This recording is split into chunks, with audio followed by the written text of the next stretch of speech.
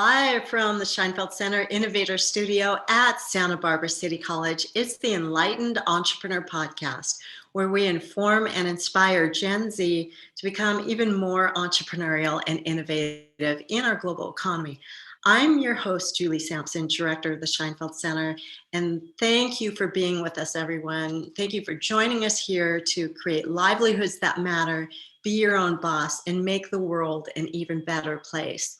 And we've heard it said that it's not what you know, but who you know that brings the greatest breakthroughs in business.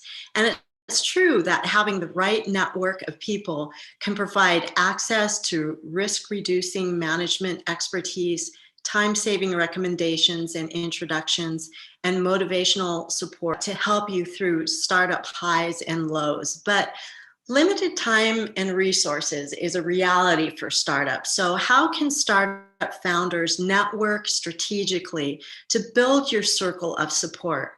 Well, joining us to help break that down is principal software engineer Shak Patel, who is co-founder and head of engineering of AgileCraft, a software as a service platform that helps companies scale and was later acquired by Atlassian, a software development and collaboration tool company.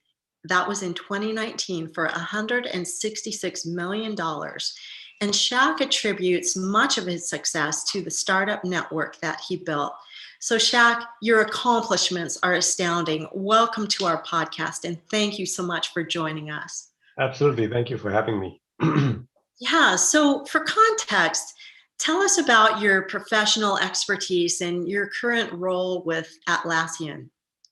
Yeah, so right now I'm a principal engineer with Atlassian within the same, within AgileCraft, which is now Jira line. And I am helping our dev teams. I'm helping support, customer support.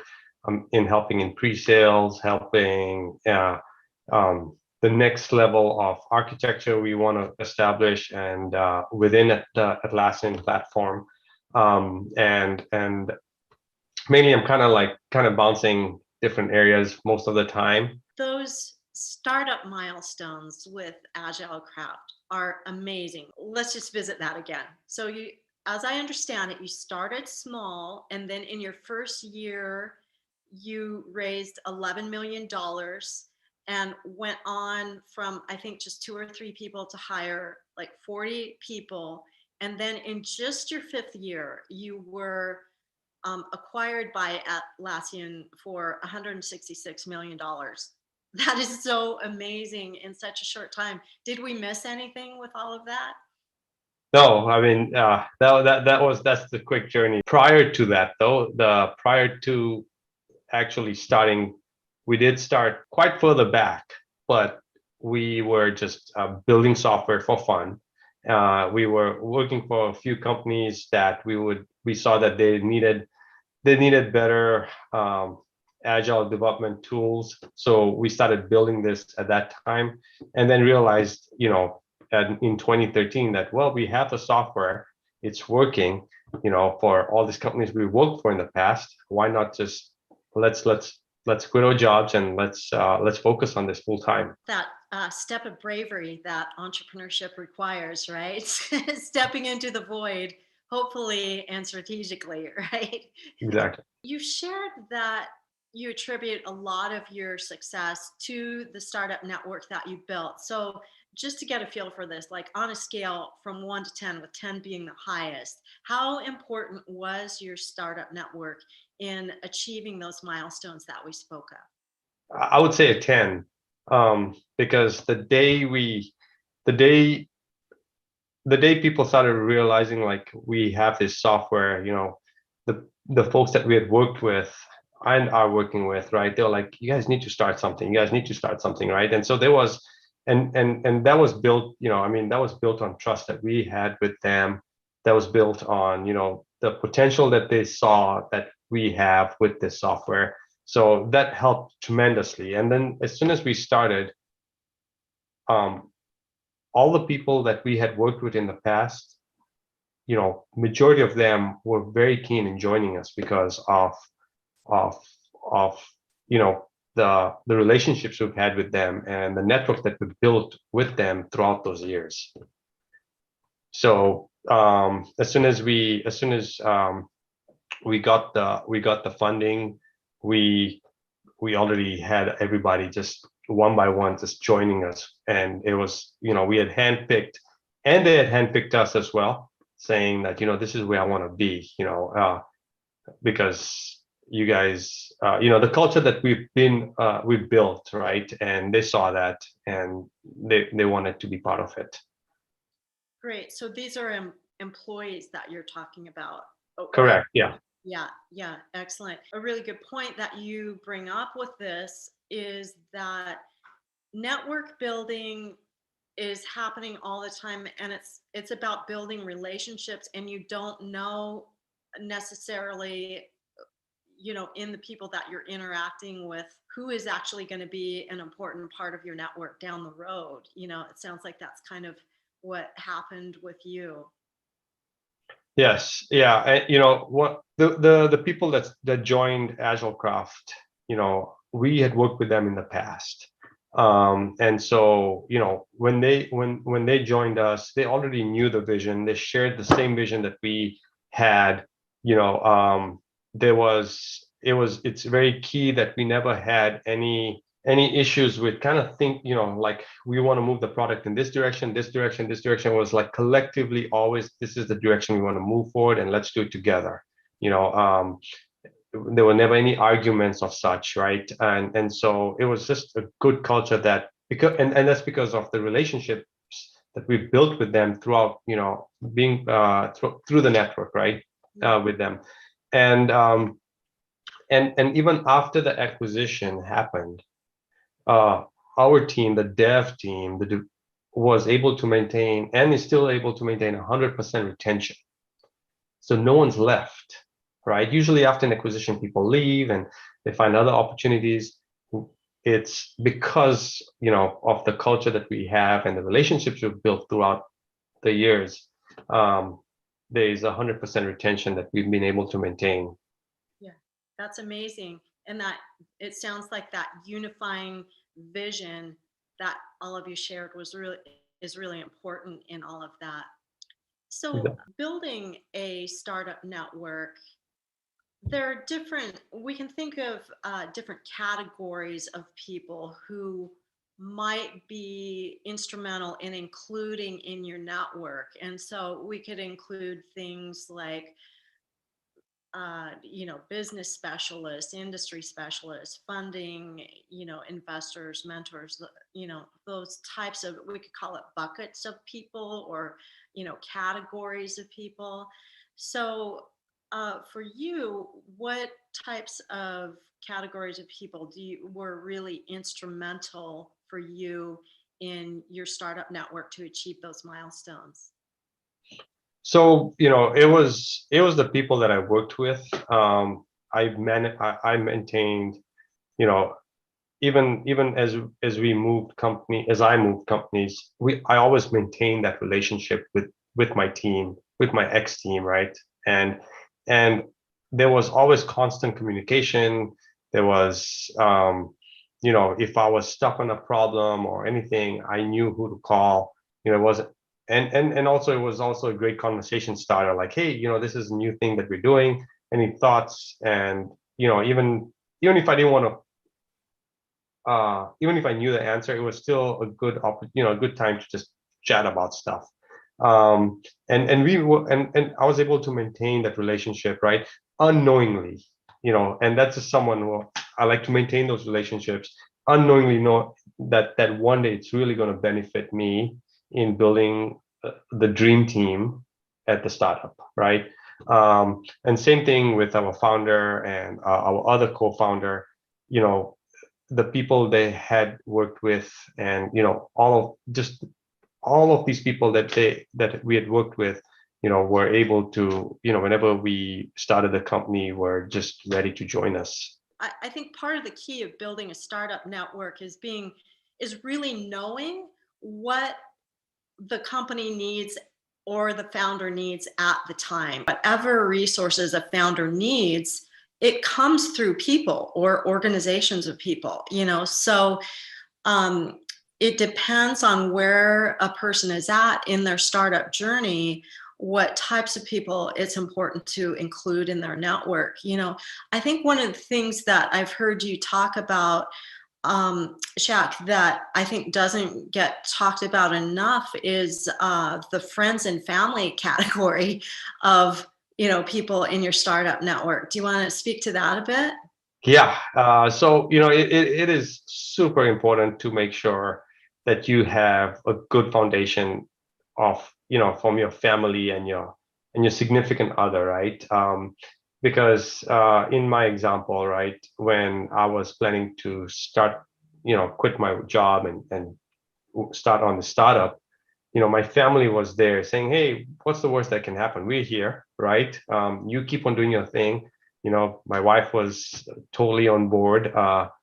She knew that that was something that I had a passion on, right? And so she fully supported it. And it's important that you maintain your the networking around your family, because it definitely is going to help mentally and emotionally whenever you have your ups and downs. They're there to back you up, right? Whether it be financially, but mainly more emotionally and mentally, right? Like, keep on doing it. We're here, what's going to happen, right? So it's something that we tend to keep on forgetting, but it's super important. I mean, yeah. Yes, definitely. That aspect of having supportive people around you is so important. And a reality is that for some young aspiring entrepreneurs, they may not have their family's backing and support in it. There can be the thing of sometimes a young aspiring entrepreneur wants to go off and build their company and try their hand at entrepreneurship as opposed to finishing their 4-year degree, and there can be pressure from parents to finish that degree. And so I think the takeaway in all of that is, one way or another, it's important to have that supportive group of people around you, and that may hopefully comes from family, and it may need to be supported by people outside of the family as well, to make sure, like we're talking about, you have that personal support. Yeah, absolutely. Yeah.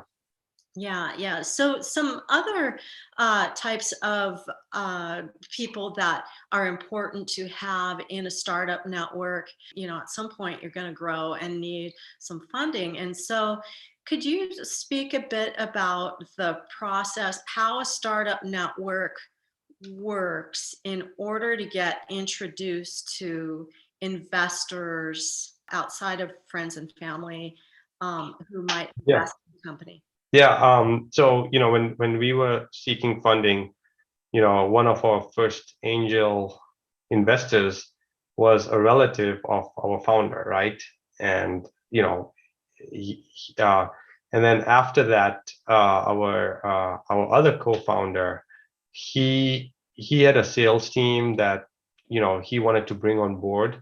And one of the folks on that sales team was connected to investors, and that's how we were able to get through that door, one of the doors, right, to get to those investors, to pitch them our idea, and well, not idea at that time, we had the working software, right? So, but to show them what we had, and through the relationships of the references and the trust that they had built with that person who had recommended us, it was a smoother process to get that funding. Yeah, good. So we've talked about being aware of what you need as a founder, for your particular startup, building the people around you regarding that.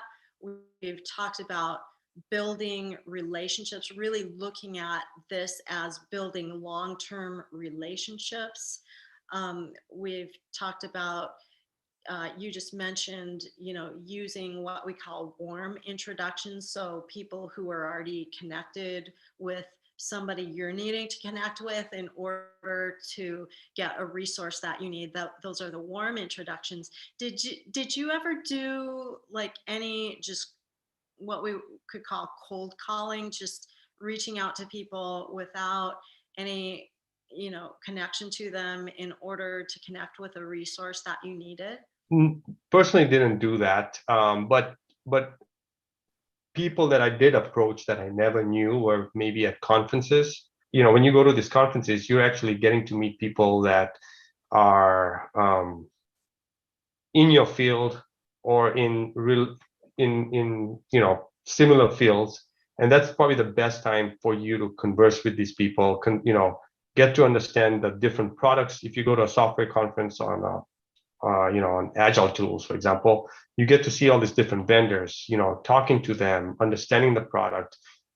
They're also ready to network with you to get feedback, right? And this is also a place where you kind of open up your eyes to ideas, and also to build relationships with various companies. Yeah, super important. Yeah, really leveraging those events and conferences to connect with people, and it's one of those things, like you said, that it may be that the people that you meet, it's not necessarily a resource for you right then, but it might be down the road, or you might be a resource for other people too down the road. So really engaging and using that as a time to connect, I think, is super important.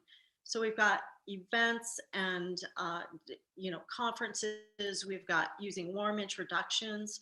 I guess I will share that one of the tools that I use a lot to network is actually LinkedIn. As a director of an entrepreneurial center, I really work to get mentors and speakers like for our students, and because our students have a broad range of business ideas, and there's no way that myself or any one person could have all that expertise, to cover all of that. And so we rely on our mentors a lot. And a tool that might be helpful for people that I'll share here is LinkedIn. I do have a paid account with them, and once you have that and you work on building your network, it enables you to outreach. I do that a lot. I actually use emails, connect with people via LinkedIn through the LinkedIn email in order to find some of the mentors and speakers that we need. And so kind of tying into what you were talking about with conferences, that can be a tool that's super helpful. Like if you exchange information, I really suggest that people, go right on LinkedIn and connect with them right away, even during the conference, so that you can have that's like kind of like your roster. We used to have Rolodex, back in the day, and that's kind of, a good electronic version of that. Talking about LinkedIn, one of the things that you will probably find on LinkedIn are groups that are defined, like in the areas of whatever. If you're trying to learn .NET or some software, programming language, or a special area that you want to focus in, you have all these groups that are there, and you can find the local groups that they usually have events now and then. It's also a really great place that you can actually go, and like in Austin, for example, there are a lot of different groups that you can go and meet, like in the evenings, and kind of share architecture ideas and so forth, right? Which kind of really help in, you may have a business idea, but what do you use to build? What are you going to use, or what do you plan to use to build this, right? And that's a good place to meet people. Also to maybe you might find somebody that is also in the same alignment as you, right? And be like, hey, let's do this together or something, right? Yes. Yeah, really good. Let's talk about some of the best practices, that people can use in order to build, grow, and maintain their networks. Yeah, usually, every now and then I try to make an effort to go on my LinkedIn and kind of just ping old friends, old colleagues, right? Just to see how they are. what's going on. And a couple of them have actually turned out to be good references for our business, right? So that's and we have the tools now in front of us to do all this networking pretty easily, right? And it's just good to just check on people, a hi, hello. And another thing is just always, besides LinkedIn, trying to maintain a good communication with previous people that you've worked with, calling them, checking on them. It really helps. It does. And we're not we're talking a lot about LinkedIn. I think it's important to say we're not affiliated with LinkedIn or anything like that. But one of the things that LinkedIn is really helpful with, in terms of what you're saying there, is that if people are posting content, it makes it easy to comment on their content, like it, and that's a really nice way to stay connected. Like you said, it's kind of like all set up for you, makes it super easy. Hey, we have some questions from our audience. Let's see.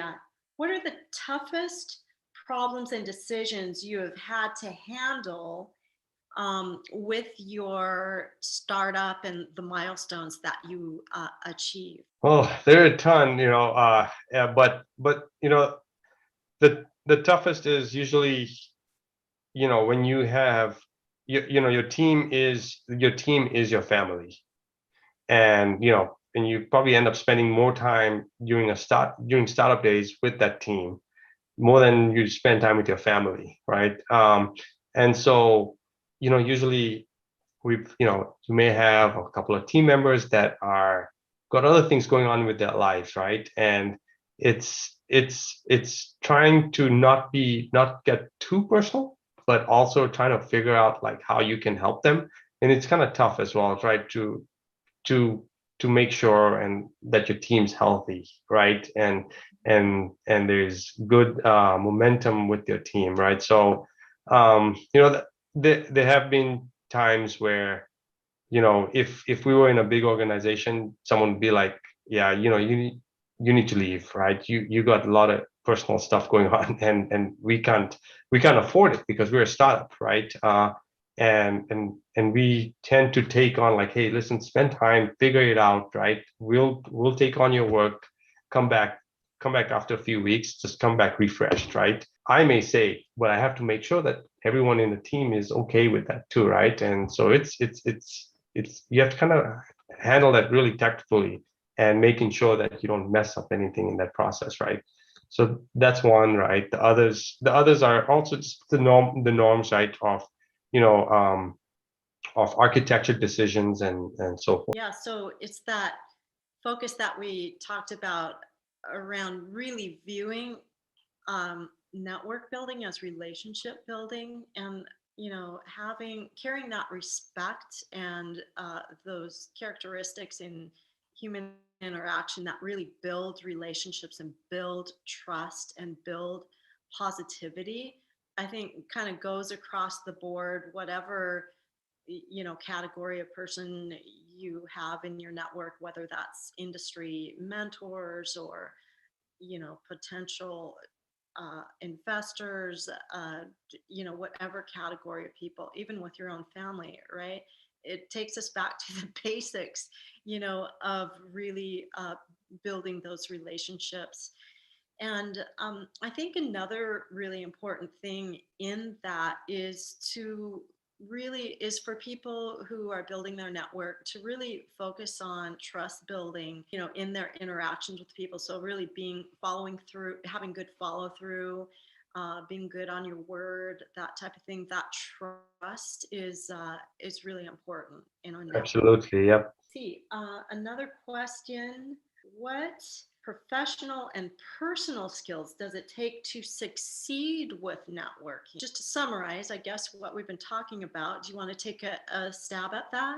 It is definitely it. I do have some colleagues who are always networking, right? They're always like checking on people, and I think it's something that you have to kind of like, once you're in the startup phase, or even if you're just not in the startup phase, but you're in the professional world, it's just something that you kind of have to kind of program yourself to do, is because, social media is like pretty important now, right? So, you just have to kind of get yourself to where checking on people, I'm not sure how I can answer like what kind of skill you would require or not, right? It's just something that you have to kind of get used to, make it part of your life. Yeah, so the consistency is an important thing. Being consistent, like we talked about, building trust, following through, really treating other people as people, not just avenues to get something that you need.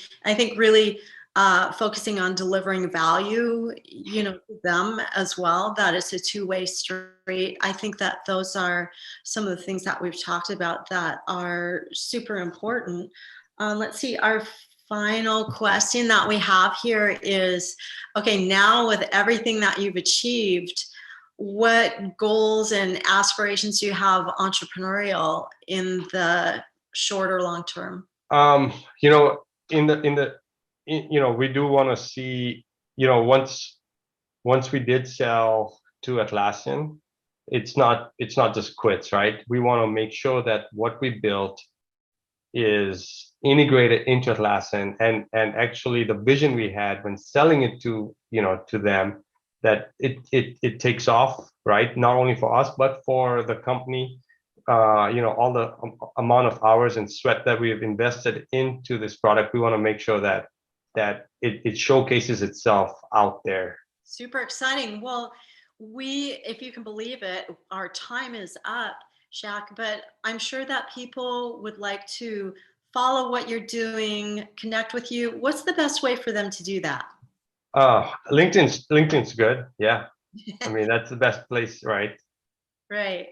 Okay, excellent. Well, Shak, thank you so much for sharing your expertise on network building, some best practices with it, how your network helped you attain the milestones, the such impressive milestones that you did. Thank you for sharing that. Absolutely. Thank you for having me. And for our audience, we hope this discussion supports you in building your own network to support your startup. Along the lines of that, we have upcoming our Scheinfeld New Venture Challenge Business Plan and Pitch Competition. And if you like the show Shark Tank, then if you're in Santa Barbara County and you're a college or high school student, and as far as college students, if you've been in class, registered in class anytime this academic year, you are eligible to submit your entry to the New Venture Challenge. We'll put the link in the description below, but what you should know is that the competition is held virtually on April 23rd, and leading up to that, our next series of 3 podcasts in April will focus on different aspects of preparing for that competition, or you could use the knowledge for another competition. It'll be a question and answer format, focusing on business plans, building a pitch deck, and then delivering a good pitch video, which is happening a lot this year in the time of COVID, that people are needing to pitch virtually. So those podcasts are going to be on April 2nd, 9th, and 16th. They're all on Fridays at this 2 o'clock time frame. So we hope that you will join us then. So thank you so much for joining us today. Keep bringing your great ideas to life and connecting with others, because like we say so much, we're definitely better, stronger, more resourceful together as entrepreneurs together. So thanks, everybody. Take care. Bye-bye. Bye-bye. Is that it? Okay, that's it. All right.